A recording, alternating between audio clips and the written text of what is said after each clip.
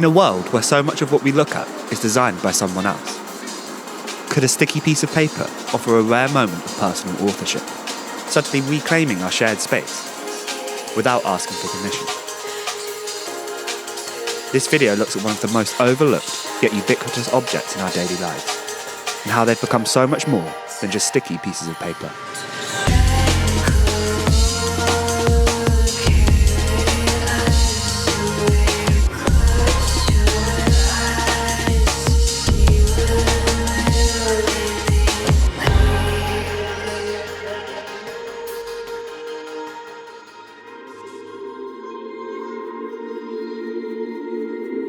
There's something that people just inherently like about stickers. From the tactile peeling to the satisfying air bubble-free application.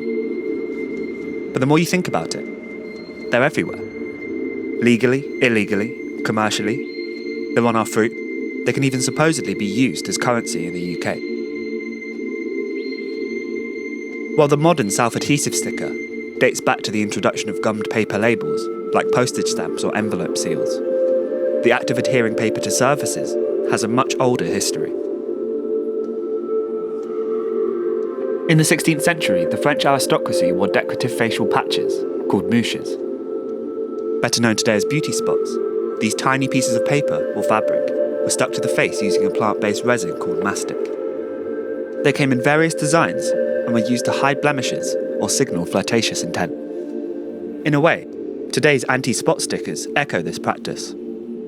Though designed for skincare, they serve a dual purpose, both concealing and healing, just like their historical counterparts. But of course, stickers extend far beyond the world of cosmetics. From a creative standpoint, applying a sticker to a surface is one of the most basic forms of art. Intentional or not, you're changing something's appearance by putting something on top of something else. As a utilitarian tool, stickers are a quick and easy way to convey a message or an instruction. And from a capitalist perspective, stickers are used as a way to brand something that's otherwise unbrandable. How can you create a recognisable company image when you sell something like bananas? You put a sticker on it, that's how. You can't just stick something wherever you like though, at least not legally. In the UK, unauthorised sticker placement is often classified as fly posting, a civil offence under the Clean Neighbourhoods and Environment Act of 2005. In some cases, it can even result in fines or prosecution. But maybe that's part of the appeal. That low-level illegality is exactly what's drawn stickers deep into the world of graffiti.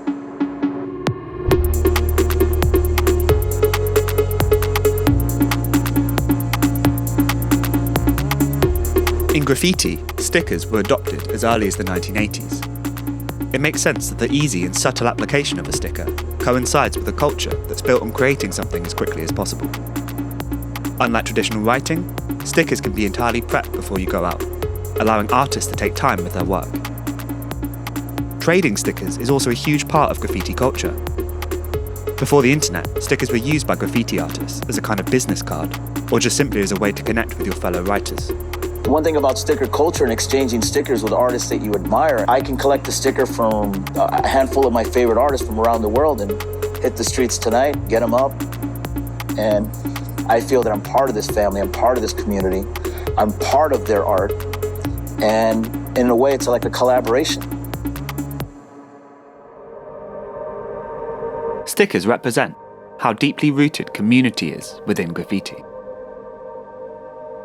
Unlike traditional pieces or tags, stickers are easy to share, trade, and distribute, which means artists can connect with each other without ever meeting in person. A sticker can travel across countries, even continents, passed from one hand to another. This spirit of shared culture also extends to how materials are used. One of the most creative aspects of graffiti is the way artists reappropriate stickers that were never intended for art at all. Originally produced in 1959 by Sea Line Products, the Hello My Name Is sticker was created as a simple tool for corporate events, designed to help strangers learn each other's names in a professional setting. Its purpose was purely functional, a throwaway accessory of polite small talk. But by the 80s, graffiti writers in the US had begun repurposing the sticker in an entirely different context. The format fit perfectly with a culture built around aliases and identity. Writers began tagging over the pre-printed text, turning a piece of mundane office ephemera into a bold, fast and portable form of self-expression. But it wasn't the only label to be adopted. As graffiti evolved, so did the tools, and in the 1990s, a different kind of sticker began to take hold. One that wasn't meant for introductions, but for the postal system. In 1968, the United States Postal Service introduced Label 228, a standard issue priority mail sticker designed to streamline shipping. But over time, this humble adhesive label took on a second life.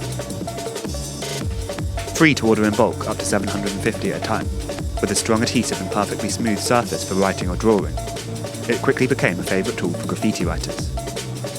What was meant for mailing packages became a blank portable canvas, one that could stick to almost anything.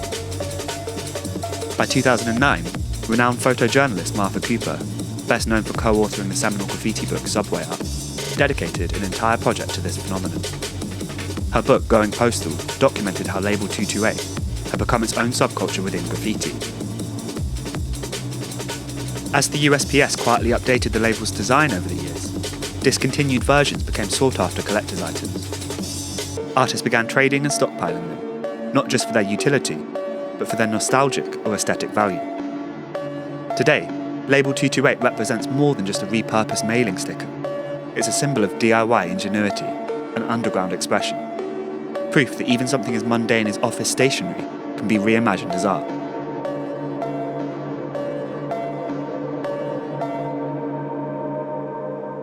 Graffiti stickers in general disrupt the uniformity of official signage and force people to engage with it in a different way. Through reappropriating street signs and advertisements, artists reclaim a sense of the public space for the public. Similar to Latrinalia, stickers seem to be a more accessible and approachable way of doing graffiti. But just because you've put a sticker up somewhere illegally doesn't necessarily make you a graffiti writer. In skateboarding, stickers are coveted in a completely different way. They're actually weirdly quite a big part of skateboarding culture. As a young person venturing into a skate shop, a sticker was often one of the only things I could afford, and the pure design and graphic sensibility offered up on them brought a huge amount of joy to my young life. They act as amazing interest signifiers. It's easy to establish yourself as a skateboarder if your exercise book or childhood bedroom is covered in stickers. They coincide with a collective obsession with skateboard logos and a need to show your allegiance with whatever your favourite brand represents. A skateboarder's connection with a sticker and a logo goes much deeper than just a capitalist pursuit. These sticky symbols have come to visually represent a whole world in which people escape to every single day.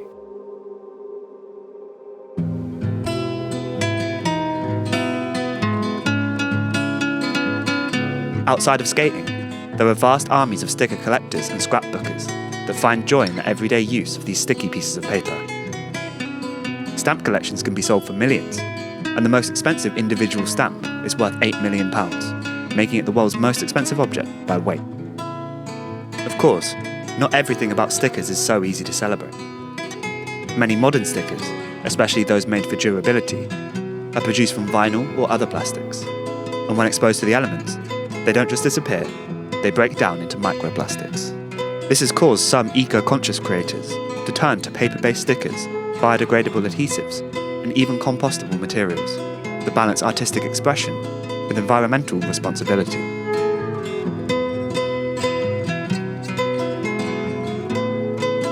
At the basic level, there's a certain amount of thinginess to a sticker that I find really compelling. In the same way that purchasing a physical album or a book elicits a bizarre amount of delight for just owning an object. There's also a genuine amount of sticker anxiety I get when in possession of one. The idea of simply wearing it on my clothes or putting it in a public toilet feels like a total waste of a good sticker. I completely identify with those who feel the need to collect or hoard them.